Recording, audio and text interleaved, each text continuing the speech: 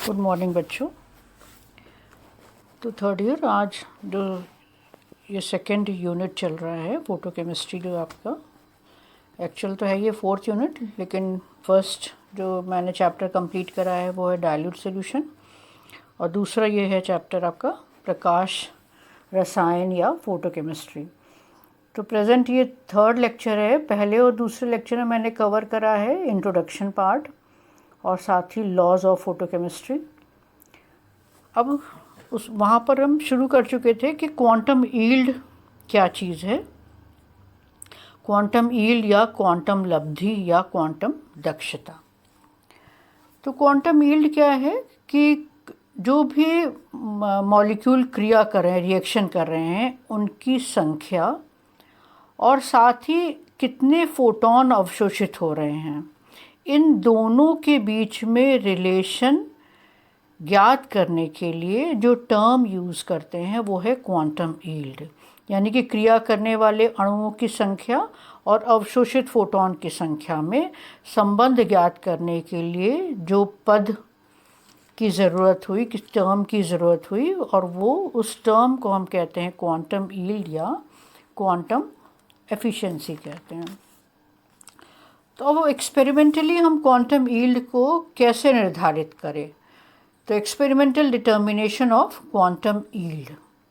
तो कोई भी एक्सपेरिमेंट है तो उसके लिए पहले आप उसका सिद्धांत देखेंगे। तो सिद्धांत में है कि जो क्वांटम यील्ड का जो एक्सप्रेशन है उसको हम क्या लिख सकते हैं, फाई से डिनोट करते हैं क्वांटम यील्ड को, और फाई इज इक्वल टू है नंबर ऑफ मोल्स रिएक्टिंग पर second upon number of quantum absorb पर सेकेंड। या हम कह सकते हैं कि प्रति सेकेंड अभिक्रिया करने वाले अभिकारकों के नंबर ऑफ मोल्स या मोलों की संख्या अपॉन प्रति सेकेंड अवशोषित होने वाले क्वांटम की संख्या, फाई है ये। या हम इसको दूसरी तरह से भी कह सकते हैं, फाई इज इक्वल टू प्रकाश रासायनिक अभिक्रिया की दर अपॉन अवशोषित प्रकाश की ऊर्जा या रेट ऑफ केमिकल रिएक्शन। जो इसको हम रेट ऑफ केमिकल रिएक्शन क्यों कह सकते हैं, क्योंकि यहाँ पे न्यूमरेटर में देखिए क्या है, नंबर ऑफ मोल्स रिएक्टिंग पर सेकेंड। तो नंबर ऑफ मोल्स रिएक्टिंग पर सेकेंड क्या है, अभिक्रिया की वेग या अभिक्रिया का दर, रेट ऑफ रिएक्शन, और डिवाइडेड बाय क्वांटा एब्जॉर्ब पर सेकेंड। तो फाई की वैल्यू हम ज्ञात कर सकते हैं, मालूम कर सकते हैं, यदि एक तो हमें रेट ऑफ रिएक्शन मालूम हो और दूसरा हमें मालूम हो कि कितने फोटोन अवशोषित हुए, कितने क्वांटम का अवशोषण हुआ प्रति सेकेंड।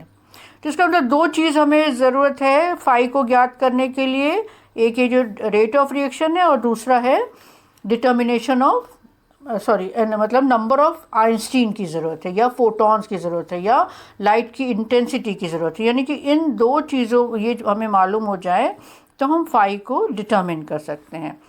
तो पहला जो न्यूमरेटर में लिखा है वो क्या है, रेट ऑफ रिएक्शन। तो रेट ऑफ रिएक्शन को हम कैसे मालूम करें, हम केमिकल काइनेटिक्स के द्वारा इसको हम मालूम कर सकते हैं कि दिए गए समय में जो भी पदार्थ जो कि रिएक्ट हो रहा है उनकी मोलों की संख्या हम केमिकल काइनेटिक्स के द्वारा या रासायनिक बलगतिकी के द्वारा ज्ञात कर सकते हैं, क्योंकि यही रेट ऑफ रिएक्शन हुआ। रेट ऑफ रिएक्शन क्या है कि दिए गए समय में कितने मोल रिएक्ट हो गए, number of moles reacted in a given time, इसको हम रेट ऑफ रिएक्शन कहते हैं। तो ये फर्स्ट जो न्यूमरेटर है या जो ए पार्ट है इसको हम किसके द्वारा ज्ञात कर सकते हैं, केमिकल काइनेटिक्स के द्वारा। नाउ अब सेकेंड पार्ट क्या है, जो डिनोमिनेटर में है, यानी कि क्वांटा एब्जॉर्ब। यहाँ हम कह सकते हैं, इसको क्या कह सकते हैं, determination of number of photons absorb. तो इसके लिए जो हम डायग्राम यूज़ करते हैं नंबर ऑफ फोटॉन्स को निकालने के लिए, या इस पूरे जो सेकेंड वाला है उसका प्रोसेस को करने के लिए जो डायग्राम यूज़ करते हैं वो देखिए आपके सामने ये डायग्राम है। तो डायग्राम में देखिए अगर हम लेफ़्ट टू राइट चलें तो सबसे पहले क्या है, सोर्स है, ये रहा आपका सोर्स ऑफ लाइट। तो जो सोर्स है रेडिएशन का वो हम सूटेबल इंटेंसिटी का लेते हैं, और जनरली जो सोर्स हम लेते हैं वो फिलामेंट लैंप लेते हैं, कार्बन मेटल आर्क लेते हैं, या वेरियस गैस डिस्चार्ज ट्यूब। तो सोर्स के रूप में हम इन तीनों में से किसी का भी प्रयोग कर सकते हैं, जिसकी कि हमें जिस रेंज का हमें रेडिएशन की ज़रूरत हो उस हिसाब से हम सोर्स यूज़ कर सकते हैं। ना सेकेंड चलें तो सेकेंड, लेफ़्ट टू राइट चल रहे हैं तो सेकेंड क्या चीज़ है, लेंस। तो लेंस हम सूटेबल फोकल लेंथ का लेंस यूज़ करते हैं। ना थर्ड वन है फिल्टर। तो जो तीसरा है वो है फ़िल्टर और मोनोक्रोमैटर। तो मोनोक्रोमैटर क्या है, which cuts off all radiation except the radiation of desired wavelength.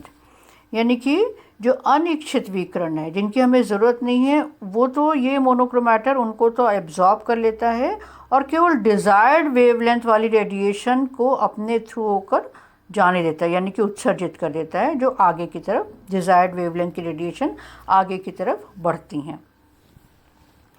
ना उसके बाद आज आ गया ये स्लिट का क्या काम है, to get a fine beam के रूप में हमें रेडिएशन मिलती हैं। उसके बाद आ जाता है ये cell.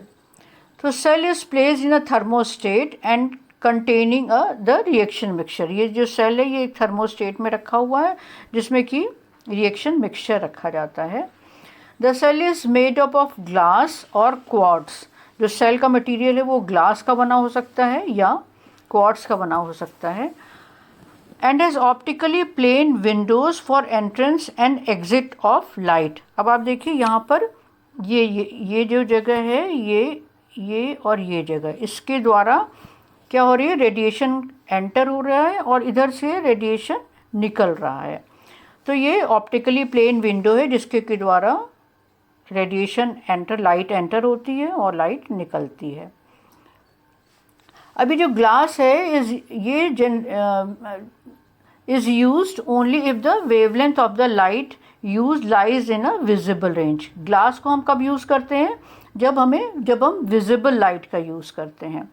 For radiation with wavelength below 3500 angstrom, यानी कि 3500 एंगस्ट्रॉम के नीचे यदि वेवलेंथ है रेडिएशन का तो हम क्वार्ट्स का बना हुआ सेल यूज़ करते हैं। तो ये हो गया सेल के बारे में, सेल के मटेरियल के बारे में। ना नेक्स्ट जो आप देख रहे हैं आगे वो है रिकॉर्डर। तो रिकॉर्डर देखिए 3 तरह का हम रिकॉर्डर यूज़ कर सकते हैं, जिनका नाम है थर्मोपाइल, दूसरा है फोटो इलेक्ट्रिक सेल और तीसरा है एक्टिनोमीटर। रिकॉर्डर का मतलब क्या हुआ, जो यहाँ से रेडिएशन निकल रही हैं, यानी कि जो सेल से रेडिएशन निकल रही है वो यहाँ इस रिकॉर्डर पर रिकॉर्ड हो रही है।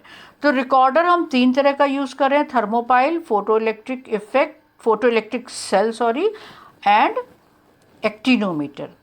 तो ये 3 तरह के रिकॉर्डर का हम यूज़ करके कितनी लाइट की इंटेंसिटी, कितनी तीव्रता की लाइट जो रिएक्टेंट है उसने एब्जॉर्ब करा है उसको हम मालूम कर सकते हैं। तो इन 3 तरह के रिकॉर्डर का जो डिटेल है वो नेक्स्ट सेशन में कंटिन्यू करेंगे। आज केवल यहीं तक। Thank you.